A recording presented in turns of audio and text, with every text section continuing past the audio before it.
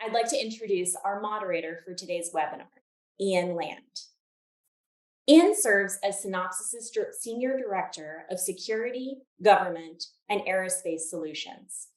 He has more than 25 years of semiconductor experience and has spent more than 15 years in disciplines that require security. Before joining Synopsys, he was a general manager at Intel and Altera and held aerospace and defense planning and marketing roles at Xilinx. Ian holds a bachelor's degree in mechanical engineering from UCLA, as well as a master's degree in management and mechanical engineering from MIT. Ian, the floor is yours. Morning, can you see my screen? Yes. Okay, good afternoon also for those who are on the East Coast and elsewhere. One, thank you all for attending. We appreciate it. Being part of Synopsys, we are very interested in one, aerospace and defense, and two, 3D heterogeneous integration. We see a great future in those areas. I want to thank the folks who are attending with Carl, Dr. Carl McCants, Dr. Joshua Fryman, and Dr. Rob Aiken. And I'll do a quick intro of each, starting with, there we go. That would be past myself. Dr. Carl McCants. Carl has an extensive bio, so I'm going to abbreviate everything that I could say about Carl. He's a special assistant to the DARPA director, focusing on the Microelectronic Technologies Office, the MTO, Electronics Resurgence Initiative, ERI, and the National Network for Microelectronics Research and Development. Carl's, prior to his role in DARPA, he was also part of the National Counterintelligence and Security Center, and as part of the Office of the Director of National Intelligence. So pretty neat group.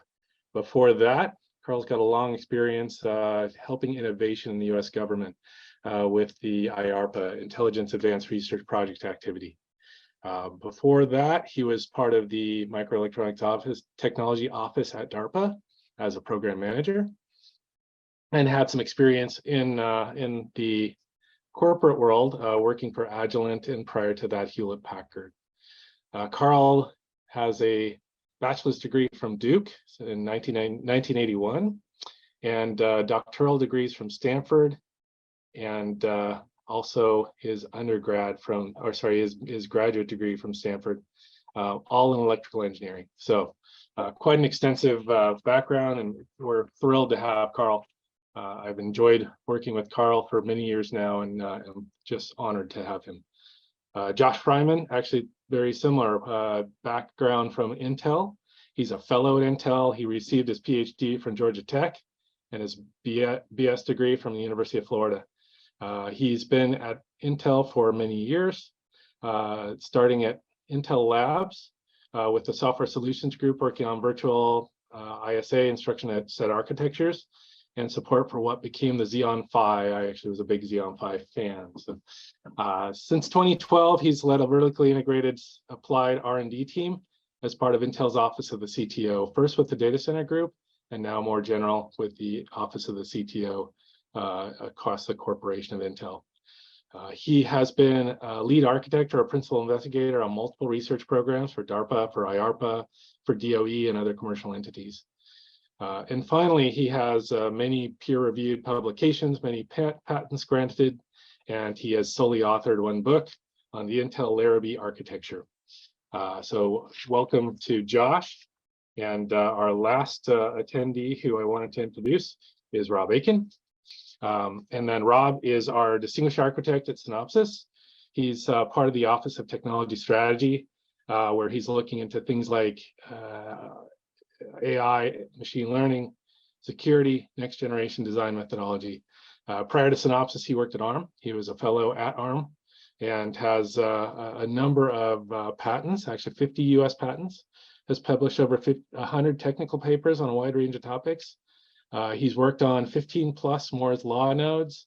I'm afraid to calculate that number for myself, but I'm impressed that he knows that.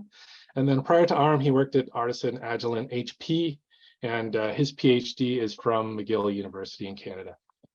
So thank you to all the panelists. Again, I'm honored and thrilled to work together with this group. So what we're going to do now is we have each panelist is going to talk for about 5 minutes. They each have a couple slides to show. And then we'll go into some questions we've put together, and then we'll go into audience questions after that.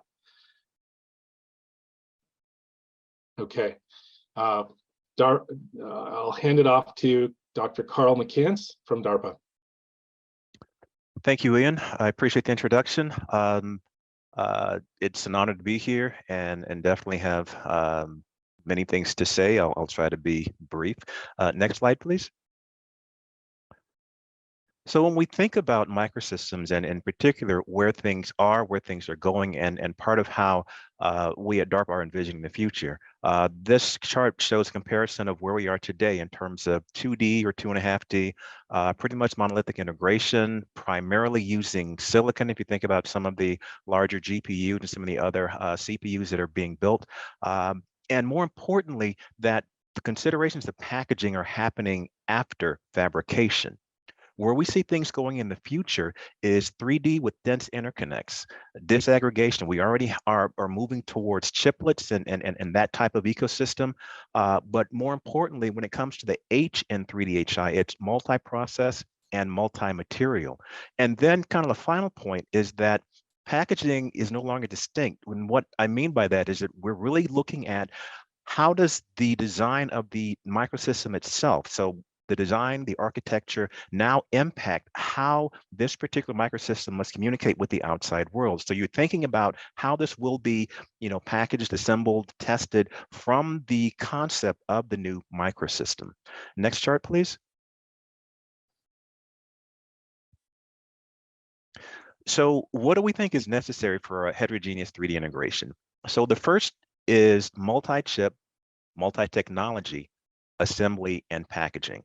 It's one thing when you understand fairly well a silicon-based system. It's a completely different thing when you're throwing in compound semiconductors, wide bandgap semiconductors. You're having to deal with not only just crystalline mismatches, but also thermal and electrical mismatches. I'll go into that in a couple minutes. The second piece, the tools necessary for design, simulation, and test.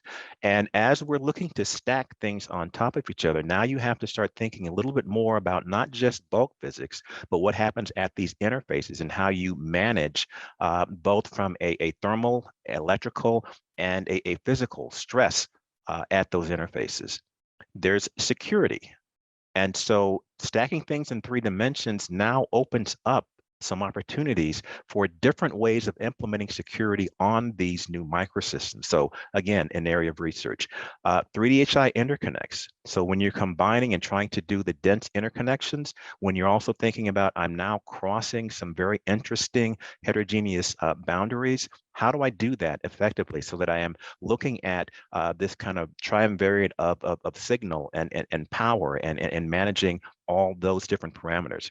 And last but certainly not least, thermal management and power delivery. Again, how do I get the heat out? What do I need to do to ensure that I'm dealing with things so that I don't cause issues in one material that's different from the next one? And that's my quick introduction. And back to you, Ian. Thank you very much. Excellent. Thank you very much, Carl. Okay, and now we will go to, forgive me, I'm having a little trouble moving, to Josh Fryman. I'll show his picture a little longer since I missed it the last time. And hand it off to you, Josh. Thank you, Ian. So I'm going to amplify a little bit on what Carl was saying, but before I do, if we go to the first slide, I'd like to talk about when we consider next generation microelectronics, we have learned over decades many aspects to compute, whether it's CPU, GPU, AI, compute in memory, compute somewhere else.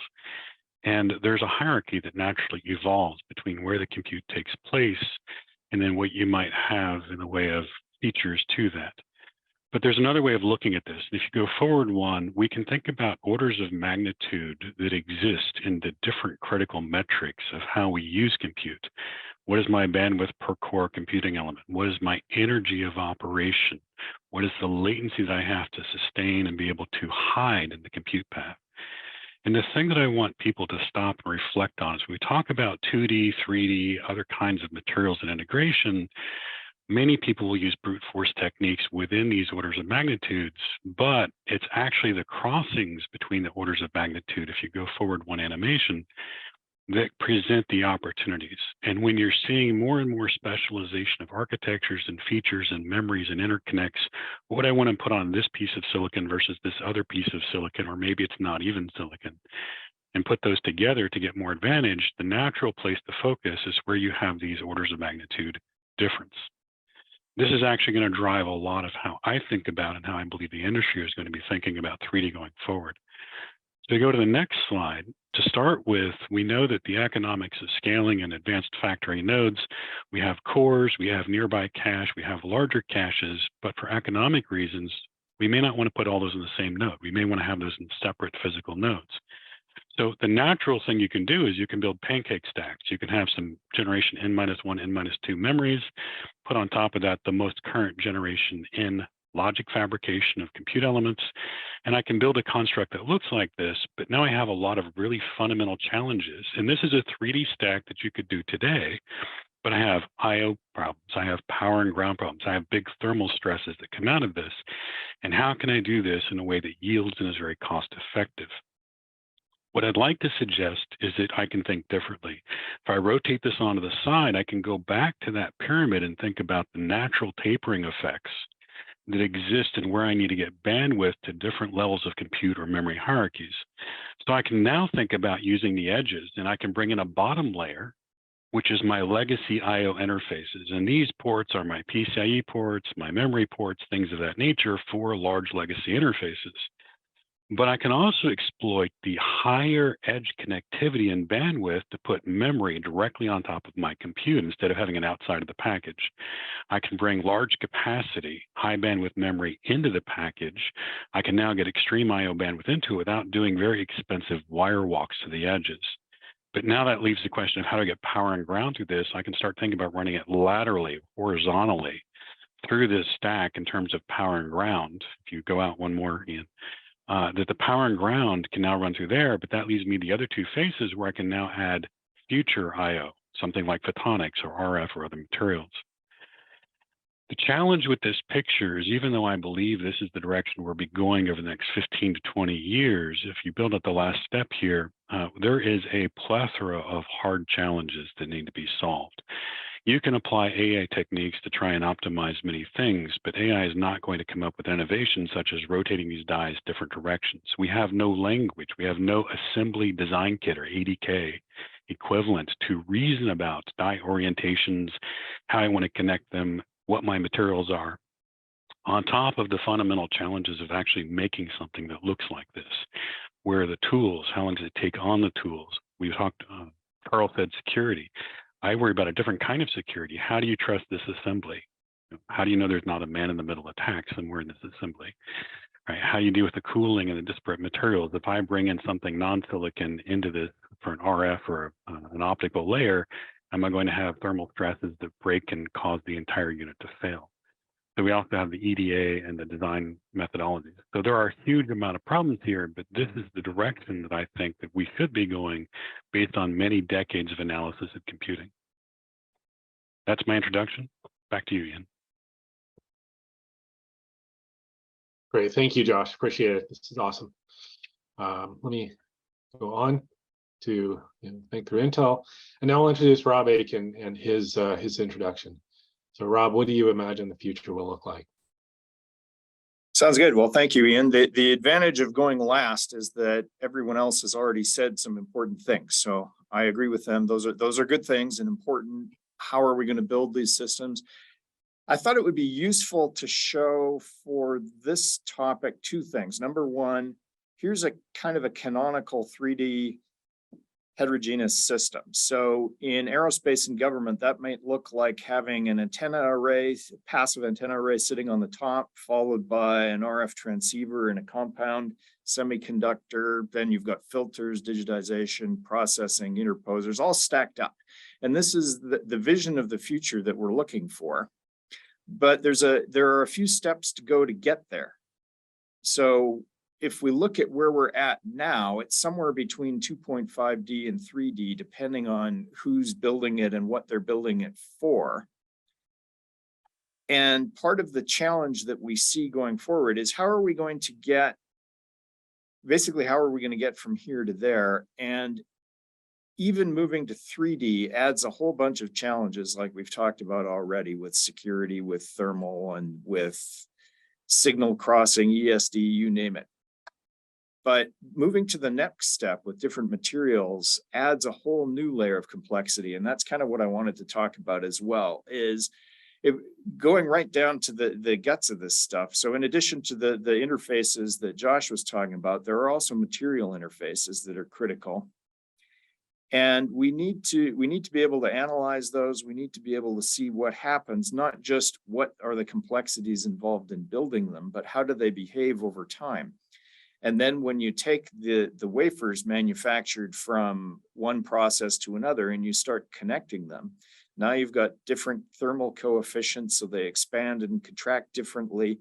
All of this stuff is physics, and all of it can be modeled at some level. So it's important to have tools that are able to do that.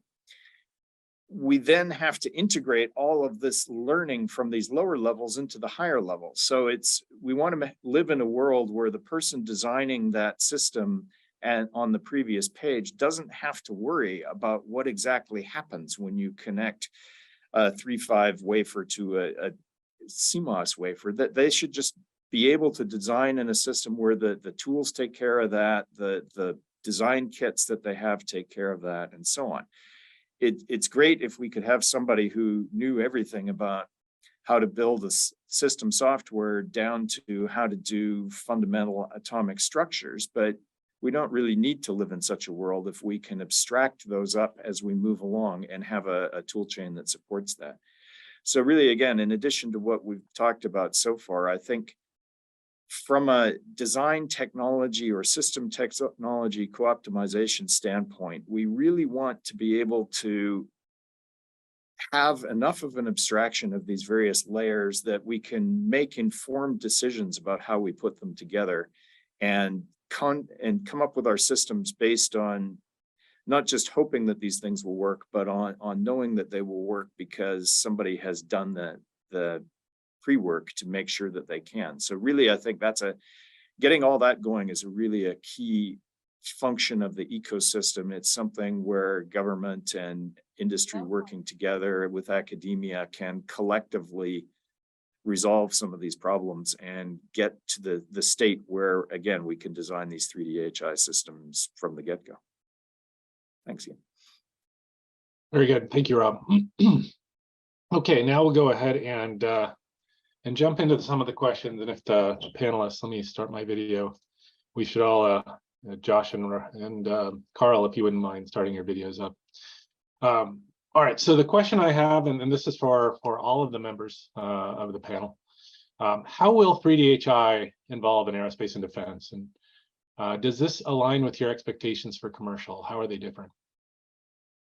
I'm looking at Rob. So Rob, why don't you start? You can keep talking. Sure. I think there's a fundamental difference in how aerospace and defense is going to approach this compared to commercial. So commercial is very focused on high performance digital, getting these memory systems connected to each other, building the kinds of things like Josh was talking about, or other structures. That's going to evolve. That's already in progress. It's going to do things. But the addition of the other types of semiconductors, the mixed signal designs, the RF, photonics will probably be in both, but RF is more likely to live in aerospace and defense than it is in commercial. So all of this more complicated world, I think, is really the distinction between A&D and commercial. Okay, if I thank you. Piggyback on what Carl. Rob was just saying, looking at some of the exemplar microsystems from NGMM phase 0, where you do have, again, phased array, so RF technology, as well as focal plane arrays, things that, again, with regard to the defense market, or just say national security market, those are some specific applications and capabilities, because one of the things we like to talk about is what are some of the capabilities that we will need moving forward. And that's an opportunity space moving forward that I think will probably be more aligned with the defense side. I think there is overlap with the commercial side, again, because when you start talking about computing, high-speed computing, those needs, sure, the faster I can collect analyze information from a suite of sensors that I have going, again, that decreases the time from information to intelligence to move forward. So I guess Excellent, I would agree with these comments. The wrinkle that I would maybe push back a little bit on is that when we talk about commercial space, to level set, hundreds of millions of units easily every year. And when we talk about aerospace and defense, we're talking about very small numbers, right? Maybe tens of thousands. And there's a distinct difference that emerges when we think about large, high volume manufacturing versus the lower volume manufacturing and how I think about 3D-HI. I think A&D will advance commercial space and the 3D-HI integration strategy for these reasons, but it's going to remain a very expensive, low volume part. However, it's a great test bed to develop the capabilities and techniques. Pushing back a little against Rob, I do agree with the things you were saying, but we actually do a lot of non-digital work in standard client and high-end compute now. And yes, photonics is part of it, but we're also looking at RF for other reasons, because there is a limit to electrical scaling with classical IOs like PCIe or CXL interfaces. We need a different physical layer to drive 10 terabytes per second off the socket of bandwidth, because you can't do it with a high-speed SerDes kind of interface. You need something different, and RF is one of those candidates, as are photonics. So I think the challenges do exist in commercial space. I think they're going to lag behind where A&D is pushing to go faster, and I think A&D will pioneer the capabilities, but I think everything we're talking about does wind up in the commercial space. With that caveat, it has to be economically reasonable at hundreds of millions of units a year at 99% yield. Yeah, absolutely. I think automotive is an area where you might actually see the transition from the A&D, everything's a prototype, some universe, into the high volume. I want to build 1 billion of these things. And that's I think an angle where, again, there's a strong need for, especially processing radar signals or processing RF, just processing a huge amount of information and feeding it to some kind of AI accelerator and then doing something with whatever pops out the other side. So I think the RF challenge is, I think, different in the data center than it's going to be in an airplane, because effectively just the scale is different and the environment is different. So even if they are using similar technologies, they'll be using them differently. The environment comment, I would definitely double down on and say that data centers and even cars and homes are extremely benign environments compared to the A&D sectors, right? Yes. You're talking about high altitude commercial aircraft, you're talking about low Earth orbit satellites. Those are very different requirements. Absolutely. Okay, very good. Thank you. Let's go on to our second question, which is related. Actually, as you talk about millions or hundreds of millions of units, or even 10,000, how do you decide, when do we get to 3D-HI, which reaches production? And what are the barriers and challenges to reach production? I think, Josh, you had a nice slide that started that out. So why don't you go ahead and kick it off for us? I would actually argue, and Rob and Carl and Ian, all feel free to throw rotten tomatoes at me. We're already doing it, right? But we're doing it very specialized and very low volume. In the industry, we call it ultra low volume because it's just that small, right? It's a rounding error somewhere down in another rounding error. But we are doing this at some level. What I was describing in my vision of where I think we'll be in 15 to 20 years is where I think large volume mainstream applications will exist. I think there's a huge set of challenges to get there, because the 3D-HI we're doing now is 2 or 3 layers. It's not hundreds and thousands of layers at different rotations and interface boundaries and multiple kinds of materials and all the issues that come with that. My hope, right, not to pat Carl on the back for a good job or anything, but my hope is that NGMM is successful at getting a 10-year product shift left, a 15-year research shift left to make it go a lot faster. But if things like NGMM don't work, I don't expect to see the kinds of things I was showing before 2030. Sorry, 2040, 10 years past. Sure. Carl, what do you think? I would agree with Josh. We're currently, again, even for, specialized products, there are companies that are doing the heterogeneous part where they are integrating, hey, here's silicon with, 2.6s or 3.5s, but those are specialized components for a particular application. One of the things that we're trying to do, again, is open the aperture. And as both Robin and Josh have described, you need the infrastructure or the ecosystem where you've got the ADKs, you've got the ability to say, okay, well, actually what makes sense to put on top of what, to put in what orientation, to do all that. That's part of what needs to be developed. And so, one of the goals of the NGMM, program is to kind of pull that, and let's see where we are after 5 years, to basically, do we have an alpha ADK, or is it a beta ADK, and or have we set the right groundwork so that at least the initial investments and the initial capabilities that have been demonstrated can be picked up and then further developed, and to really push the research, because one of the things in terms of moving forward really is expanding the research base so that the amount of understanding becomes more of an exponential increase, as opposed to just linearly from, oh, we've got, 1Z, 2Z, 3Zs. Actually, we have a number of organizations, number of groups working on the same thing, because they have the ability to test out their theories in a real place that says, okay, here's a correlation between the simulation and the actual result. And as Josh was talking about, you really have to start thinking about and looking at reliability and yields and how all of those things play into what you're doing with your design and architectures. So early, again, DARPA is always trying to let's break the roadmap, let's pull things in, 2, 5, 10, 15 years, so that the slope of the capability increase, changes dramatically. Okay. And Rob, what do you think? Can the tools that you talked about make a difference with what they are surmising? Yeah, for sure. And I think one of the advantages of playing in the tool space and in the IP space is that people contact you very early in the design cycle, because they need you can't get very far if you don't have tools or IP. So we're hearing about a lot of things going on in 3D space. Some of them could be classified as 3D-HI. A smaller number could be classified as 3D-HI under Carl's strict definition of stop saying CMOS on CMOS.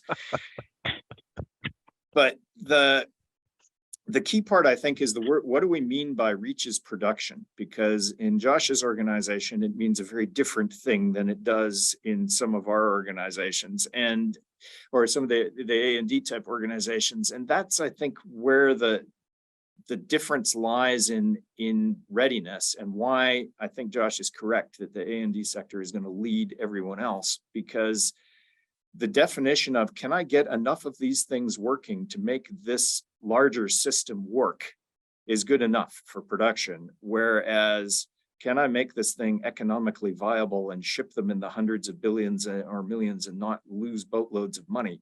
That's a completely different set of criteria for what production means. And so in between those two things, we'll see things reaching some definition of production relatively soon, but it's definitely things like the NGMM, I think, really do have, as both Josh and Carl have said, the potential to move the timeline forward in an important way, I think.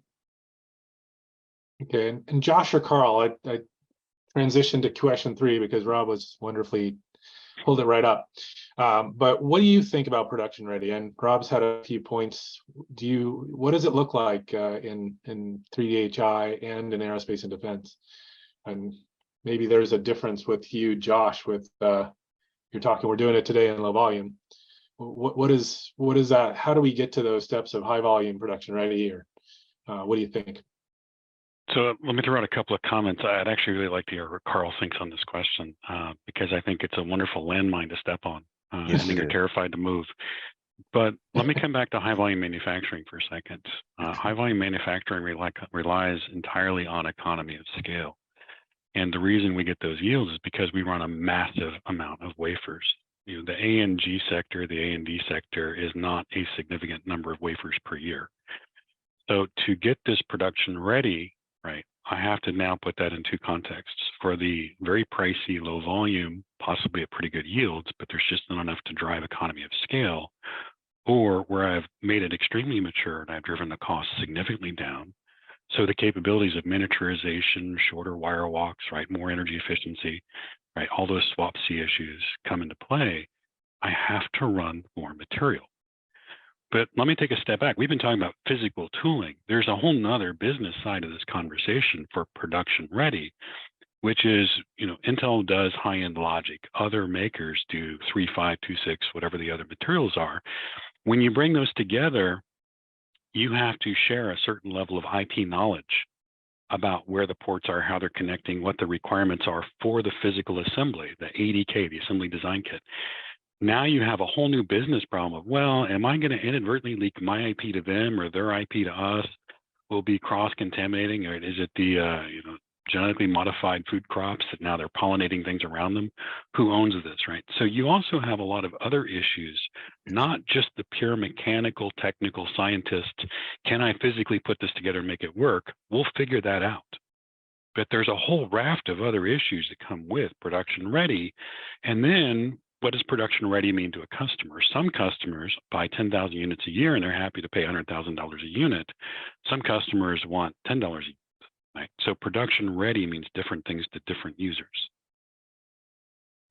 And if I could take up on what Josh was saying, I think one of the other challenges is it possible to move that line so that the quality levels and the reliability levels at what are considered typical aerospace and defense volumes are closer to those of the higher commercial volumes, so that you begin to at least address some of the cost issue? Because I think what's happening more and more on the A&D side is that a lot of attention is being paid, to cost, and are there ways to reduce those costs? You're absolutely right, Josh. There are certain applications where folks say, I don't care, so much about the cost. This needs to work. It needs to work for X amount of time. I'm looking for a reliability of X. I'm looking for performance of Y. And if you can get it to me, I will pay a premium for that because that's what I need to have.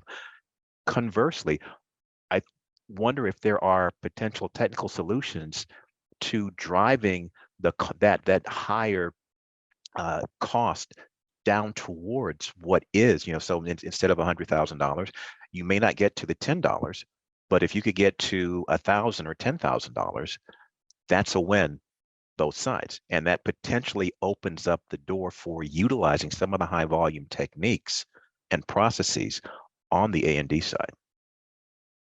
I think there's two extensions to that are important. So one of them is just the standardization of assembly design kits and so on, like Josh is talking about, and that's something that we've been working on. But I think there's another piece that's really important for both reliability and yield in this space is you're going to have onboard test capability and potentially onboard error correction capability in order to deal with these interfaces that are going to, no matter how good they are at time zero, they're going to have some reliability issues. And I think the devices themselves are going to be able to need to work around those. And that's of course application dependent as to both how important that is and how feasible it is. So in some applications, if your high speed object is able to reconfigure itself so that it's operating at essentially full capacity, but it's now got a slightly different wiring than it had before, that's terrific. That's basically what happens now in most digital systems. But in some of these other ones, you might actually want to have more of an onboard tuning that just says this device has started out here, it's now gone there, digital part, here's the new world, accommodate it. And that type of reliability monitoring and on the fly reconfiguring, I think is probably going to be necessary to make some of these multi-layer stacks work. And that will also help them to get into production at earlier stages. Yeah, very good. So I have a number of questions, as you all know. I'm going to skip a couple because I think I want to get to the point where we can do some audience questions. And this is very good, by the way. This is excellent. Enjoying the talk and the great dynamic. So we're going to skip question 4. We're going to go to question 5. And this actually aligns a little bit with some of the audience questions that are out there. Looking at what are the differences between 2, 2.5D, 3D, and then 3D HI. And then, let's pull into the pieces that are somewhat EDA specific, the design, the verification, the prototyping, the manufacturing. Okay, now we just got out of EDA. But also in the use in the ecosystem. So maybe pre-silicon, post-silicon, and even the pieces. You look at a design like what Josh showed, or even the multi-layer ones we have of today. What ecosystem elements might be important to making this capable? And I will say, let's start off with Carl, if you will, and then we'll go on to Josh. Okay, so I think if you look at what we currently can do today, and I'll use an example from Josh's company, the Panelist chip, where that's again clearly here's a 2.5D design, a number of different CMOS technology nodes, intricate interconnections, the ability to actually not just design, but all the steps that you just mentioned in terms of the prototyping, the manufacturing. Hey, this is now a product, and how do we get there? And as both my colleagues have pointed out, if now I move from silicon to something else, whether it's 2.5D or 3D HI, and I'm using let's say a focal plane array where I have mercury cadmium telluride as my photosensitive layer.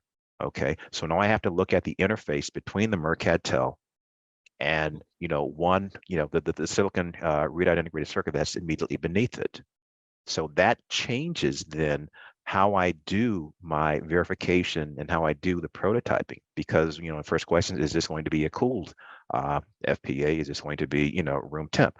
So again, gallium arsenide versus mercad tel. How do I do this? Then the other pieces of that ecosystem now come into play in terms of how I have to think about that, and coupled with what both my colleagues have pointed out over and over, and that is the volume differences and the planned end use of those, which then says, hey, what is the customer willing to pay for these parts of that ecosystem? So that's kind of where it is. And again, just to emphasize something else that Josh mentioned, and that is that there are companies that are currently doing what I just described. Hey, here's a cooled IR sensor using 3D HI.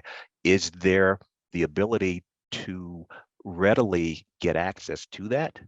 Is the cycle time for going from, hey, here's an idea of if I'm a grad student, let's say at UCSB or USC or MIT or Purdue, I can't, I don't have that access.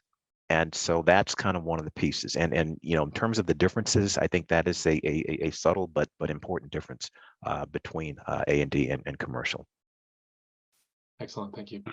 I would agree with everything Carl was saying. I would actually suggest not changing anything, but just expanding on it. The diagrams I show, they're very futuristic. We're obviously not doing that tomorrow, right? And I'm frequently called crazy for good reason. But if you take one step back and you think about this, right, the reason I'm making the argument is that we can do pancake tower stacks, sure, but there's a limit to how you can get those connections through there. You wind up with these serial dependencies, which deeply impacts yield. You need tighter and tighter pitch of the bonds and the vias. And you now have an issue that you're moving logic and operations between these pancake towers. So when you look at any individual wafer, how do you test it and know that it works when it represents fractions of functioning units? Right. The test vector problem becomes very different. So you almost get to a point where you do very minimal short testing, you stack these things up, and now you do blind build testing and trying to characterize it. The side effect of that is we all know that's terrible, right? The yield of that is going to be 0. So that means back on the EDA side, back to the architect who's thinking about what they're trying to do, you have to design in redundancy and resiliency and what I call graceful degradation. Because of aging effects, you're going to burn out some oxides, you're going to burn out some devices. You have to compartmentalize the design, not just chiplets, but within the chiplets, compartmentalize the design enough that when individual regions fail or become unreliable, you have a strategy to work around it in software and hardware. That means dynamic adaptation. We don't have the design languages to do any of what I just described. We don't have the physical tools for test, assort, edge CMP and assembly and bonding and quilting or stacking and rotating. They don't exist. There is a huge amount of research out there that needs to be done. Low volume, carefully selected pancake stacks we can do now with all kinds of crazy materials. The really advanced integration, we have big gaps in the entire ecosystem. That's why I was Okay. pushing for some kind of on-die monitoring and reconfiguration and test, because I don't think there's any way to solve it. That problem that you just described, I don't think can be solved at T0. I think it has to be solved as well as you can at T0, but on the fly, graceful degradation monitoring, et cetera. There's one problem that I thought I would add to this mix, where the existing 3D system that's in production is imaging systems. And they have an architectural benefit that allows them to get around a bunch of the problems that we just described. Number one is all the information comes in vertically. It then transitions into the rest of the system. And it's inherently a problem that you can work around. If your camera has a bad pixel, you can deal with it in software. True.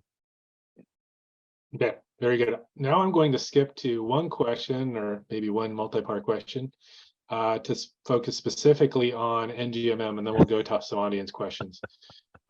Carl, let's start with you on this one, which is, the draft is available for NGMM. But can you tell us a little bit more about the intent of the NGMM program, and maybe a little bit about how that relates to things like EDA, IP, AI, et cetera? What are you looking for out of this program, and what are you looking to do and accomplish? Okay, very simply, it's to create a center where you can actually do this 3DHI package assembly testing in a domestic location where we've developed at least rudimentary assembly design kits, and you can pull all these things together. We want to go from just here's a onesie twosie prototype to here's what would be considered, quote unquote, at least I'll call it approaching pilot line quality relative to what is currently done, commercially. And so it's working with folks who have expertise and understanding. I mean, the EDA tools are a critical part of this, but then so is the tooling that will be needed if you're talking about, wafer to wafer, die to wafer. How are we going to do this? We've talked about how we change the interconnect density. So there are specific, issues and advances that need to take place there. I mean, what Josh described earlier, there's a ton of research that needs to be done, but that's a part of what we are looking to do with NGMM. Let's again do some of the fundamental applied research necessary to get us to that point where, if I'm a grad student, I have an idea for what may seem to be a crazy stack structure, I could actually get it done. Much like if I'm a student over in the EU and I've got an idea for a monolithic device, I can send it to IMEC and bang, it comes out, and I get to test it and again do the comparative analysis between this is what was predicted by the modeling simulation, this is what I actually got, and can you move forward?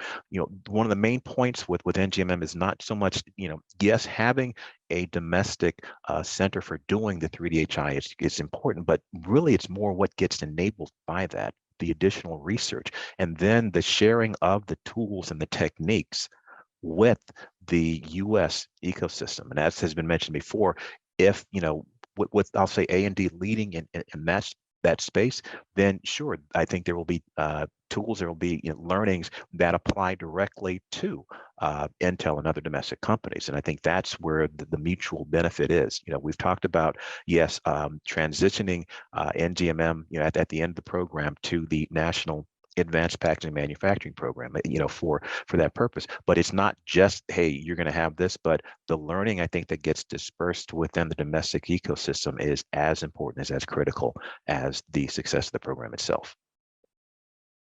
Okay, very good. And I think what we'll do is we'll go on to some audience questions, given we're at the 10:50 point of things. But the first question I wanted to bring up was this one, which is, how does DARPA, NGMM, and 3HI, these two efforts, how do they connect with other DoD and the broader CHIPS programs, and things like the sorry, Chips and Science Act programs like the NSTC, like ME Commons, and others. I have a slide that describes this, and I'll say this, and I unfortunately have to run to another meeting. But let's. Can you pull that up for me, Ian? I will. Yeah, hang on. Let me. Not a problem. I think it, if you will.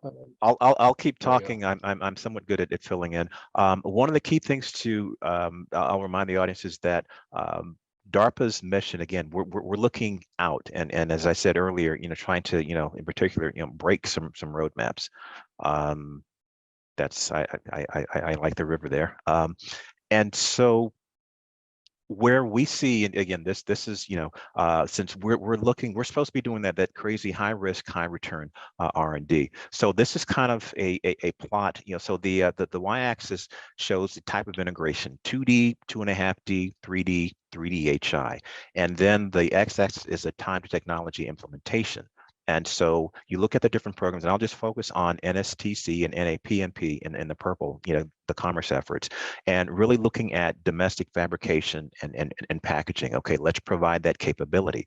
The Microelectronics Commons, again, extend that out a little bit. So emerging prototyping, workforce development, looking at a nationwide collection of capabilities that is, again, more focused on the defense market, so that there's that separation between NSTC and the ME Commons.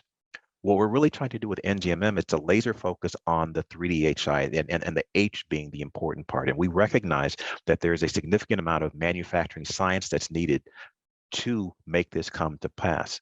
So we're looking at things as I described before. How do you change the interconnect density? How do we address the multi-physics modeling for the different interfaces for addressing simultaneously, heat removal, power and signal delivery, and mechanical stresses that are going to be present?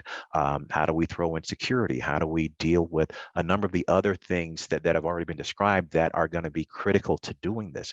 But again, the major focus is that this is, again, the laser focus on the H and the 3D HI, and what are the specific things needed to do that. So yes, the time to implementation is a little bit farther out than some of the efforts that are happening right now. Okay, and what I wanted to do, maybe just step back a little bit. There's a question early on that just says, what's the difference between 2D and 3D? And to make sure that in our audience we're all familiar. And when we're looking at microelectronics, 2D is literally chips in a planar design. So you might have multiple chips, but you all have it in one plane, sitting on a substrate in a package. 3D is when you start to stack some of those devices, that the integrated circuits up, and you might have heard the term chiplet.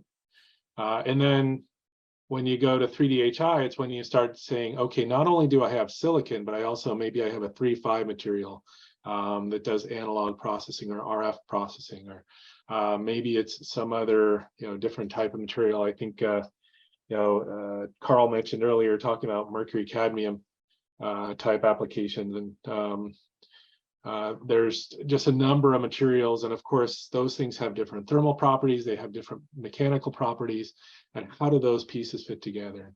That's why this is such a challenge. Moving on from there, what I thought I'd do is then drop into the next question, which was, can you give some use cases, and this is commercial and weapon systems use cases, for 3D HI? And why don't we start with Josh?